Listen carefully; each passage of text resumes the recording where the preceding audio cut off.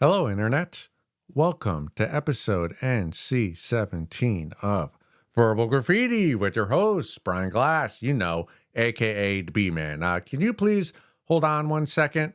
Hey, Hot Lips, get me a Slits and a Camel. I want to smoke a cig out back while you cheat on me with our neighbor again, you shrew. Sorry about that. NC-17 films are wild. The amount of awkwardness that I soak up. I bathe in that. That's what I love. Where people, friends, family, uh, religious congregation people, where they avoid eye contact for the next week and a half. That is my comedy. That is my lane. It's why I am not successful. I love it. Oh, by the way, I'm wearing these weird gradient glasses because my friend told me, hey, if you're going to do a 70s themed show, you got to go all the way with the look as well. So I'm trying them out, and I think they make me feel kind of like a pimp. There's also this book I want to buy to put on the back called, what is it, Kim's Black Pimp? But I don't know if YouTube will, that might get me banned off the website. All right, with all that out of the way, let's get to this one. Comes from the subreddit, Off My Chest. I hate my uneven boobs. Some days are better than others, and some days just really fucking suck on how I see and view my body. I have uneven breasts, where my left one is a cup larger, and I hate it. It destroys my confidence because anytime I look at it, it sags more than the other. It's more noticeable, and anytime I try to take any sexy pics just to feel sexy for myself, I hate looking at them because of how noticeable that tit is. Especially even more frustrating that I came out of a bad 5-year relationship and all my ex did was push and push for me to get surgery to make them smaller, breast reduction. That's odd. To even them out. It hurts more because he cheated on me and also just didn't seem sexually attracted to my body. I just want to feel sexy. Why is that so goddamn hard? I'm right there with you. If it makes you feel any better, and I sincerely hope it does, you should know that my left nut hangs significantly lower than my right nut. I would estimate probably by maybe an inch and a half. And I've just learned to love my body. And to be honest, I think uneven boobs are more fun than symmetrical boobs because they're kind of like juggling. You juggle up and down. Juggling like this is... that's just bouncing a ball. Juggling is more fun. I just want full disclaimer. I am not Genghis Khan. I have not fathered over 1,000 kids. Actually, I've goose egg 0. But I've seen some boobs in my day. Not nearly as many as Genghis Khan. But again, I'm not an emperor. But I've seen enough where I think like uneven boobs are more common than completely even hanging boobs. That's almost I'd say maybe 8 out of 10 are uneven, maybe not a full cup size, but this is how I go into it when I take a bra off for the first time or pull a top off. If I'm looking at boobs and one tit is hanging significantly lower than the other tit, I will give more attention to the autistic one because I just assume that one is a lower IQ, has special needs, and as a good Samaritan, I'm always going to help the less fortunate. If we were dating, I would always make fun of your skinnier boob for having an eating disorder. But again, learn from your bad relationship and don't date a guy like me. Because all I'm going to do is pick at your body and not in a mean-spirited way, just because I have a sophomoric sense of humor. So what you should do is you got to have a 5-year relationship, which is way more success than I've ever had dating. I think the longest relationship I've ever had was a little less than a year. So even though it was a bad one, you need to get in a relationship with somebody who is mature, much more mature than me. So you need to know that. And also just know that uneven boobs, it's kind of common. Uh, I no, actually, I think it's more common than uncommon.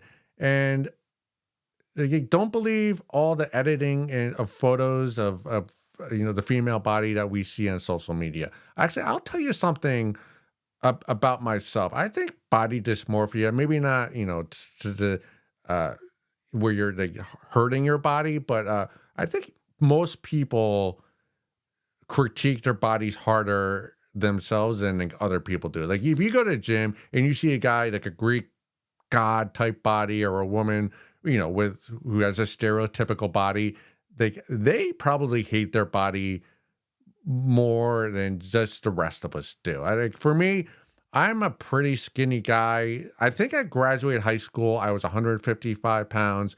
Right now, I hover between like 160 and 165, depending on how much I run.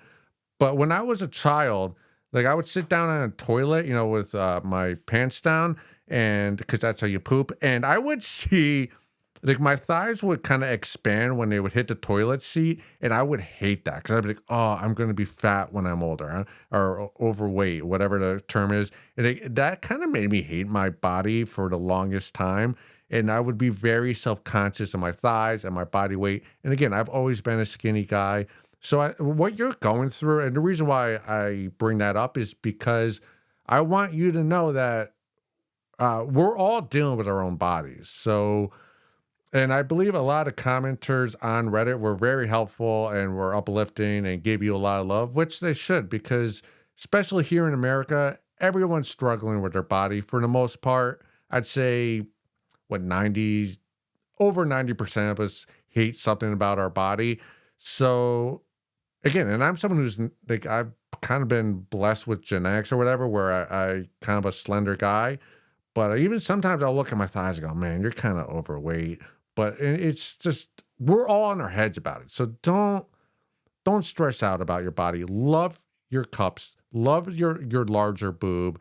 The fact that you dated a guy who wanted you to go smaller than larger means that guy was a yo-yo. You don't want to be with that guy because we're all about being busty here at Verbal Graffiti. So try to find a guy who kind of forcing you to get one size, have the smaller one get larger than the reverse. But in reality, just find a guy who's mature and is loving. So we're here at Verbal Graffiti. We're happy you got out of that terrible 5-year relationship.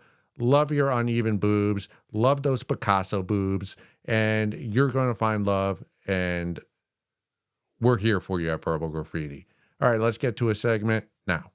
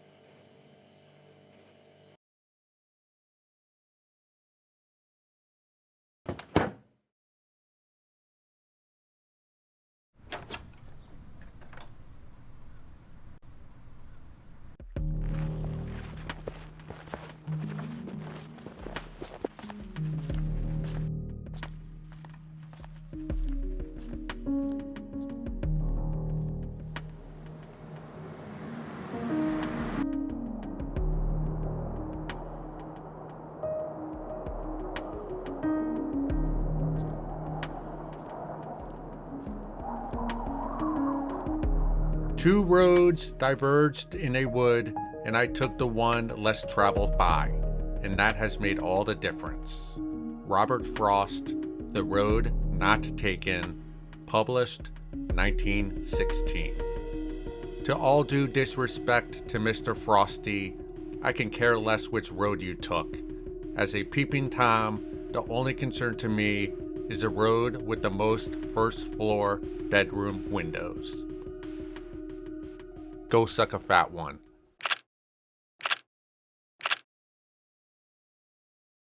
Do you smell what I'm cooking? These shades, they're making me feel like the Rock gone Hollywood. It's making my heart beat a little bit faster, which is making me a little lightheaded, a little dizzy, and not gonna lie, I kind of like that feeling.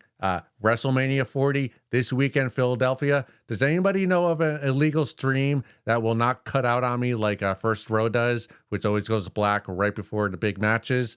If you do, let me know down in the comments. Anything else? No, dude, that dizzy feeling. Ooh, ooh. This one might be a curse word or two. Would you tell your friend if their perfume smelled like shit? To make it worse, we live together. She dodges between Baccarat Rouge 540 and Kylie Invite Only, which is a unisex spray. Thanks for the explanation. It's to the point where I come home and the house smells like it and it makes me want to gag. But she says she loves it and people give her compliments. I don't know who is complimenting, but they are delusional. These were viral perfumes with a lot of hype around, smelling like Rihanna. But she's not Rihanna, and it doesn't smell good. Before we get to my response to this, the reason why I read it is because it makes me think of a working theory I've been thinking about maybe the last 5 years, and it goes like this.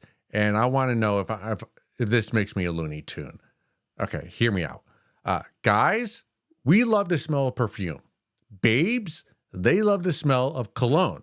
So why not guys wear perfume and babes wear cologne? Win-win for everybody. Smell like you love.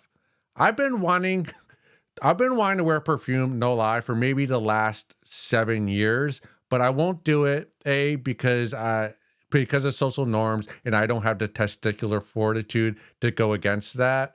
So I'll probably never do it, but I love the smell of perfumes. Am I Looney Tune for thinking that guys should wear? All right, move it along. Yeah, you should absolutely tell your roommate she smells like shit. The problem is she's not going to listen to you, because when you find a perfume or a fragrance that you love, this is what you do. You just smell yourself for 2 weeks straight. Morning, afternoon, night, you're sniffing your body because you got that new scent. It's like same thing when you get a new deodorant and you like to smell, you're sniffing your pits for 3 days. And you're on cloud 9. No one can bring you down. Not even, I don't know, your mom or president of the United States. You're just stuck gagging for the next month. But there is positive here. See that? The B-man can be positive. Gotta stop saying It's not her body odor that smells. Because my friend Joe told me that our pheromones, we can't change those. So it's not her body that smells. That's a positive. I got a couple of her things you might be able to do. One, tell her it gives you allergies, her perfume. Tell her like you break out in hives because of it, or maybe it makes your throat a little bit, or maybe it makes you dizzy. That's actually, now that I think of it, that's probably not going to work because she would have to actually see the hives on you. What you can do after a month of her wearing this perfume is like let her know that she smells like shit, and then suggest the two of you go to Sephora together, that body spray soap store, and the two of you can go there and have a fun event where the two of you try to find a perfume that smells better than the dog shit perfume she's spraying on herself now.